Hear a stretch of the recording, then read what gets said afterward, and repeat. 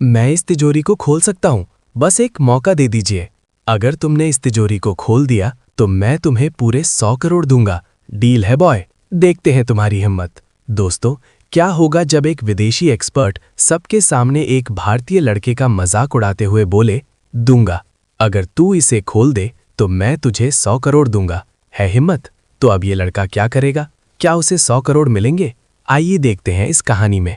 Sir, मैं इस तिजोरी को खोल सकता हूँ, बस एक मौका दे दीजिए। वो आवाज हॉल में गूंजी और पूरा म्यूजियम ठहर गया। अमेरिका से आया बड़ा टेक्नीशियन डेविड, जो अपना बैग पैक कर रहा था, ठिठक कर पलटा। उसने उस लड़के को ऊपर से नीचे तक देखा और जोर से हंस पड़ा। ये तिजोरी मुझ जैसे महान टेक्नीशियन से नहीं खुली, और तू ही इसे खोलेगा बे? गूंजने लगी। कैमरे चमकने लगे और बीच में खड़ा था फटे कपड़ों में एक दुबला सा 16 साल का गरीब लड़का, जिसका नाम वीर था। वो एक कूड़ा बिनने वाला रैग पिकर था। उसके कंधे पर एक मैली सी बोरी लटकी थी और पैरों में टूटी हुई हवाई चप्पलें थीं। ये तिजोरी कोई आम तिजोरी नहीं थी। ये 500 साल पुरानी एक रहस्यमयी धरोहर थी। 10 साल पहले शहर से दूर एक पुराने खंडहर नुमा महल की खुदाई के दौरान मजदूरों को जमीन के नीचे से ये भारी लोहे का बॉक्स मिला था। उसके चारों तरफ पत्थर की दीवारें थीं, जैसे किसी ने जानबूझकर उसे छिपा कर रखा हो। पुराने दस्तावेजों से पता चला था कि ये किसी प्राचीन राजा की काल तिजोरी है, लेकिन दिक्कत ये थी कि तिजोरी खोली नहीं रही थी।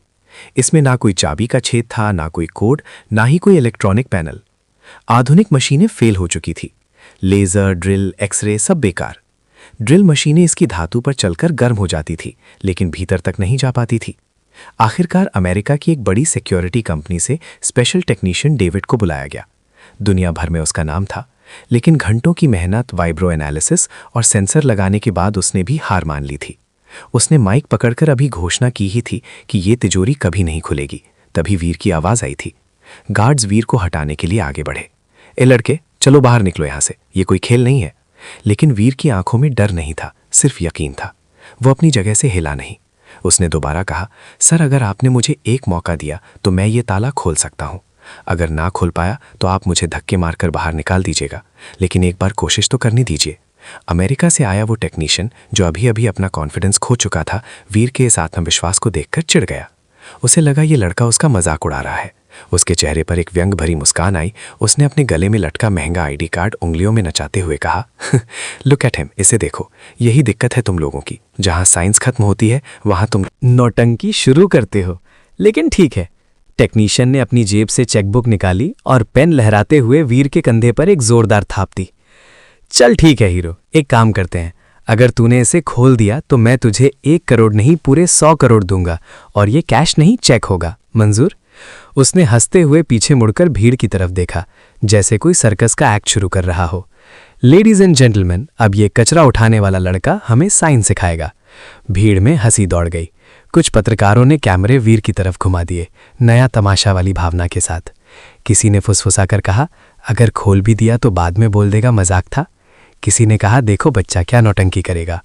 हॉल के बीच में मोटे मोटे लोहे की रेलिंग के पीछे वो विशाल काली धातु की तिजोरी रखी थी। वीर धीरे धीरे आगे बढ़ा। उसने अपनी कूड़े वाली बोरी नीचे रखी। वीर इस म्यूजियम में काम नहीं करता था, वो तो बस बाहर कचरा बिनता था। लेकिन अक्सर जब वो रद्दी बिनने आता तो बाहर से ही उस विशाल इमारत को देखता रहता था। उसे बचपन से ही आकृतियों और बनावट की समझ थी। वीर के साथ एक और खास बात थी, उसकी दादी। उसकी दादी, जो अब इस दुनिया में नहीं थी, अक्सर अपनी झोपड़ी के बाहर बैठकर उसे कहानियां सुनाया करती थी। जब वीर दिन भर का कूड़ा बिनकर थका हारा लौटता तो दादी उसके सिर पर हाथ फेरती और कहती, वीर, हम गरीबी में जरूर हैं, लेकिन हमारा खून मामूली नहीं है।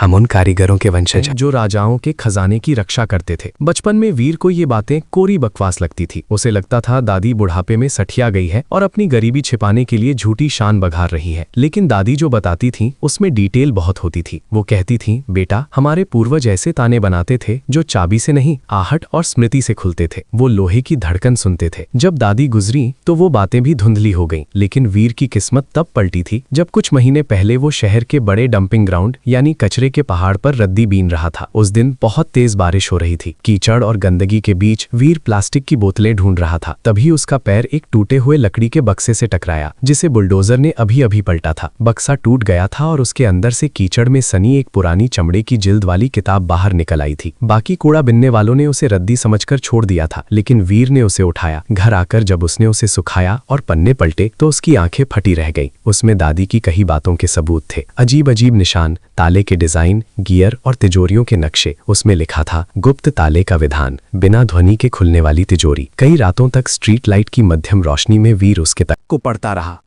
उसे समझ आया कि ये तिजोरी कोई रैंडम मेटल बॉक्स नहीं, बल्कि वेट बेस्ड मैकेनिज्म का एक जाल है। उसे दादी की आवाज याद आती, लोहे से लड़ना नहीं, उसे समझना पड़ता है।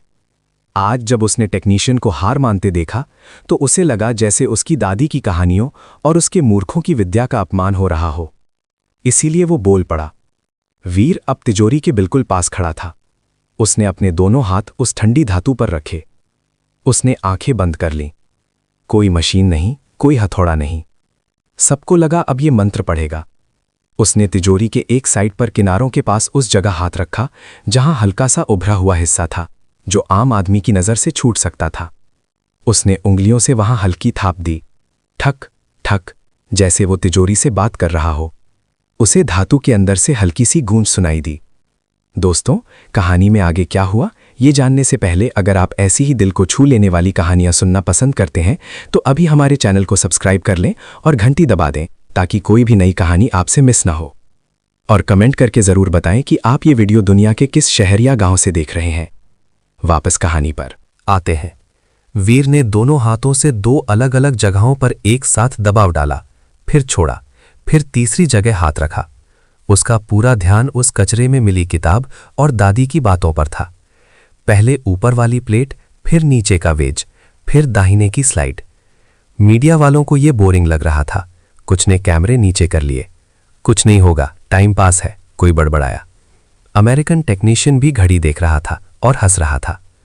तभी वीर ने आखिरी बार तिजोरी के एक किनारे पर हथेली रखी और बहुत हल्के लेकिन स्थिर दबाव के साथ कुछ सेंटीमीटर स्लाइड जैसा मोशन किया। क्लिक। एक बेहद हल्की आवाज आई, इतनी हल्की कि शोर में किसी को सुनाई नहीं देती, लेकिन जो पास खड़े थे उनके कान खड़े हो गए। फिर अंदर से किसी भारी चीज के सड़कने की आवाज आई, गुड़ गुड़ गुड़, जैसे कोई भारी मेटल प्लेट नीचे गिर रही हो।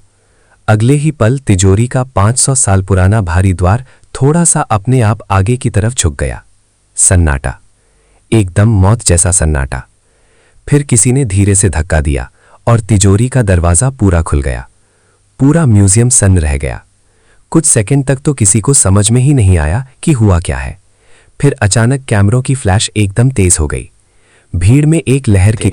मुझे लगा ये सिर्फ कहानी है, लेकिन जब मुझे कचरे के ढेर में वो पुरानी किताब मिली तब मुझे यकीन हुआ। मैंने बस वही पैटर्न अप्लाई किया जो उस किताब में था। सरकार ने तूफानी गति से प्रेस कॉन्फ्रेंस बुलाई। वीर को मंच पर बुलाया गया। उसके फटे कपड़ों को देख कुछ लोगों ने कहा, पहले इसे अच्छे कपड़े दो।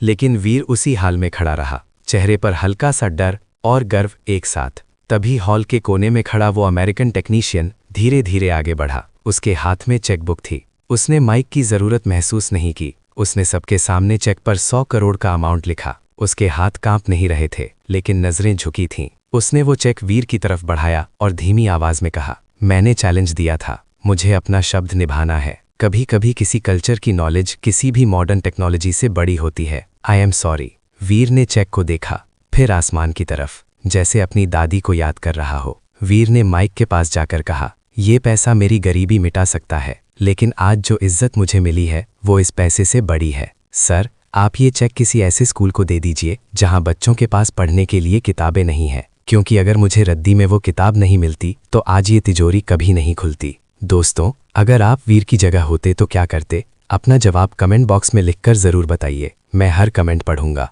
अगर इस कहानी ने आपके दिल को छुआ है तो प्लीज़ हमारे चैनल को अभी सब्सक्राइब कर लें, क्योंकि हम आपके लिए ऐसी ही रोंगटे खड़े कर देने वाली कहानियां लाते रहेंगे। मिलते हैं अगली वीडियो में एक और नई कहानी।